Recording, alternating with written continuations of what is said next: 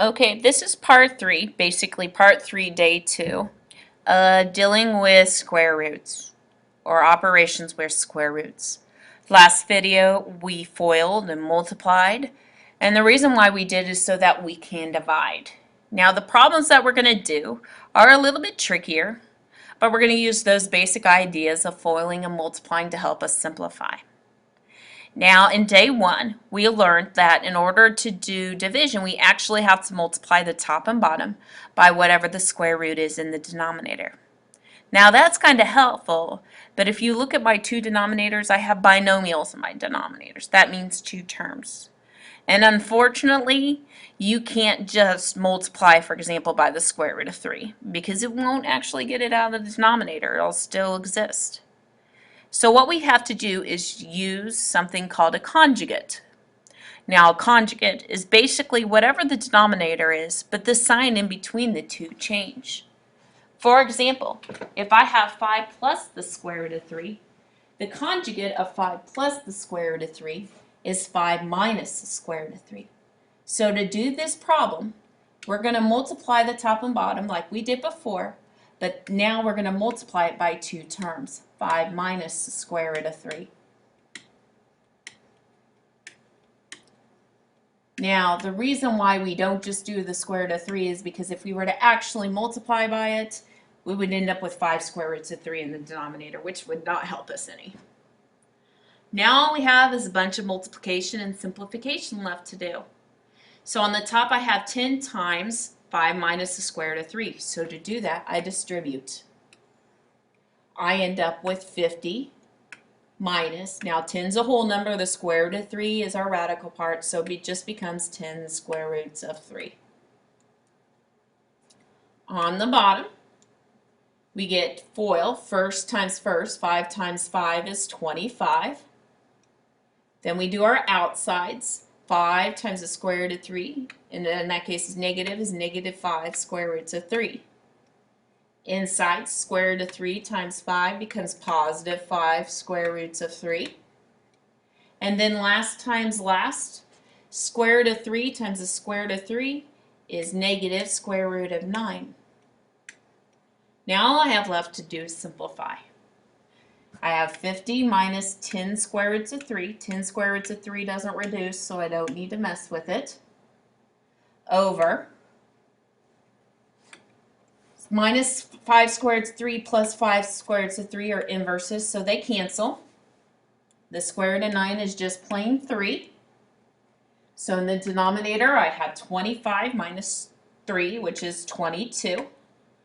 Now this brings up a situation, and we haven't really covered a whole lot about it. Our three whole problems in this problem are 50, 10, and 22. Now you can go about reducing it, but you must reduce all the whole numbers by the same thing. If two of them have it in common, but the third one doesn't, you cannot reduce by that. So I look at my numbers, 50, 10, and 22. Well, they're all reducible by 2, so I'm going to divide all my whole numbers by 2. Now what I end up with is 50 divided by 2 is 25. 10 divided by 2 is 5, so it's minus 5 square roots of 3. All over 22 divided by 2, which is 11. Now if I wanted to break it up originally, I would have 50 over 22 minus 10 square roots of 3 over 22. And then I could reduce it that way as well. We'd still end up with 25 elevenths minus 5 square roots of 3 over 11. Let's try another one. This time instead of 1, we're going to actually have 2 square roots in our denominator. So to do this, we're going to multiply top and bottom by the square root of 6. Notice I didn't change the sign of it. Plus the square root of 8. There's where my sign changes. The only sign that ever changes is the sign in between the two.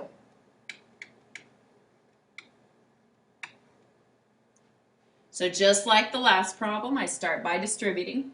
14 times the square root of 6 is 14 square roots of 6. 14 times the square root of 8 is plus 14 square roots of 8. All over Bottoms, square root of 6 times the square root of 6 is square root of 36. Outside, square root of 6 times the square root of 8 is the positive square root of 48. Inside, negative square root of 8 times square root of 6 is negative square root of 48.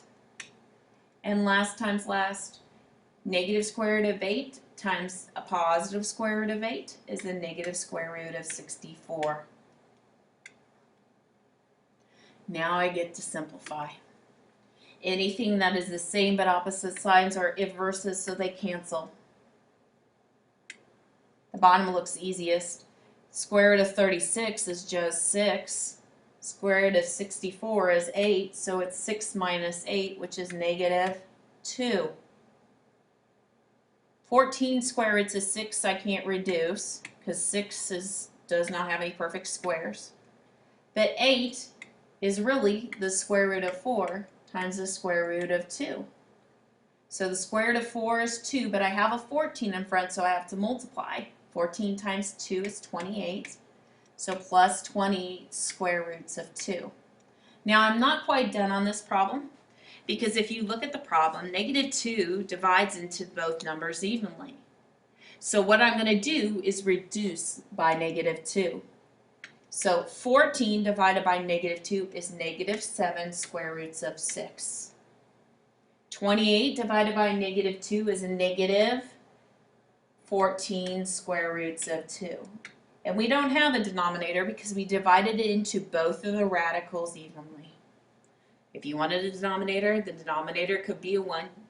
Negative 2 divided by negative 2 is positive 1. Let's try another one. Let's multiply by the conjugate in this one. So the square root of 6 plus or minus 3 square roots of 11.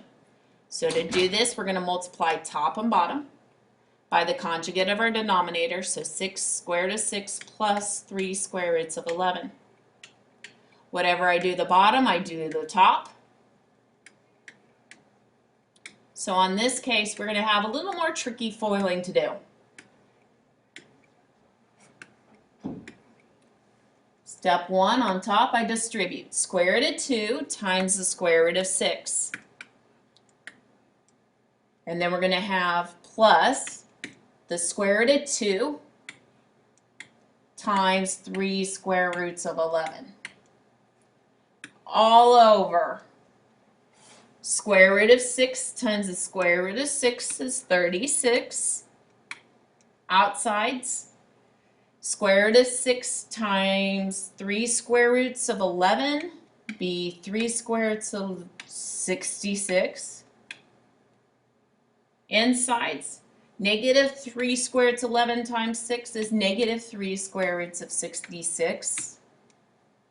And last times last, negative 3 times a positive 3 is a negative 9. 11 times 11 is square root of 121. And now we're going to reduce. So the square root of 2 times the square root of 6 is the square root of 12. Plus, the only number I have that is whole of that second quantity is a 3, so it's 3 square roots of 22. All over. Square root of 36 is 6. 3 minus the square root of 66 and 3 plus the square root of 66, plus 3 square roots of 66 cancel. Minus 9 times square root of 121 is 11. Now I reduce. Square root of 12 is 4 times 3.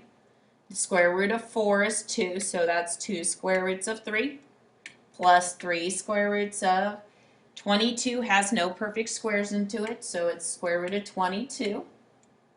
All over 6 minus basically 99 is negative 93. Now be careful when you're doing these because a lot of them the computer will or the worksheet will actually change them. Majority of the time you don't want a negative in your denominator, so they actually go through and distribute the negative or divide by negative.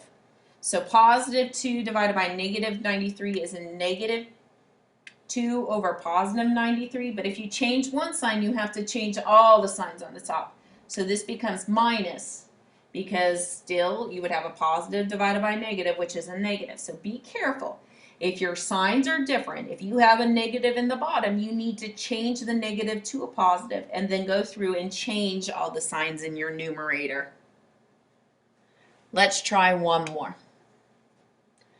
This is by far probably the most difficult we'll encounter. Square root of 5 minus the square root of 8 over 9 square roots of 3 plus 4 square roots of 2. I noticed in the past people have asked me, well, can I go ahead and simplify the square root of 8? Sure. But I'm not going to mess with it. I'm just going to leave it.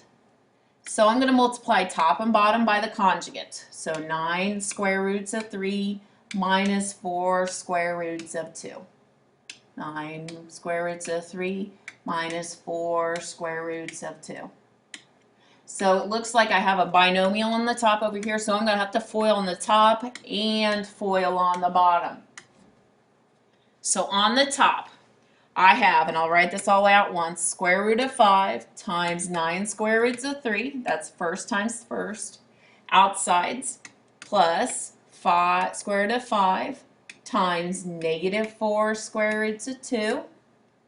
Now I have my insides, negative square root 8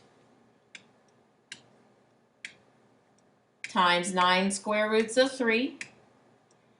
And then last times last, negative times negative is a positive, square root of 8 times 4 square roots of 2. Now you can combine steps. You don't have to show all those steps. That's just where all the numbers came from. Here was my first 2, here was my second 2, here's my third, and here's my last. Now on the bottom, you do the same way. So I have first times first, so 9 square roots of 3 times 9 square roots of 3. There's my first term. Now my outsides. A positive times a negative is a negative. So 9 square roots of 3 times 4 square roots of 2. Insides. Positive times a positive, still a positive, so a positive 4 square roots of 2 times 9 square roots of 3. And finally, last times last. Positive times a negative is a negative, 4 square roots of 2 times 4 square roots of 2. Now, you don't have to show all those steps. If you need to condense them, condense them. What we get next is we go ahead and combine. Square root of 5 times 9 square roots of 3 is 9 square roots of 15. Square root of 5 times negative 4 square roots of 2 is negative 4 square roots of 10. Square root of 8 times 9 square roots of 3 is negative 9 square roots of 24. Plus square root of 8 times 4 square roots of 2 is 4 square roots of 16. All over 9 square root of 3 times 9 square root of 3 is 81 square roots of 9. Minus 9 square roots of 3 times 4 square roots of 2 is 36 square roots of 6. Plus 4 square roots of 2 times 9 square roots of 2 is 36 square roots of 6. Minus 4 square roots of 2 times 4 square roots of 2 is minus 16 square roots of 4. We now continue reducing, combining like terms. Okay, I know 16 is 4, so this becomes 16. I know that 24 is 4 times 6, which is 2 square roots of 6, but I have a 9, so it's 18 square roots of 6. Okay, so on the top I have 9 square roots of 15 minus 4 square roots of 10 minus 18 square roots of 6.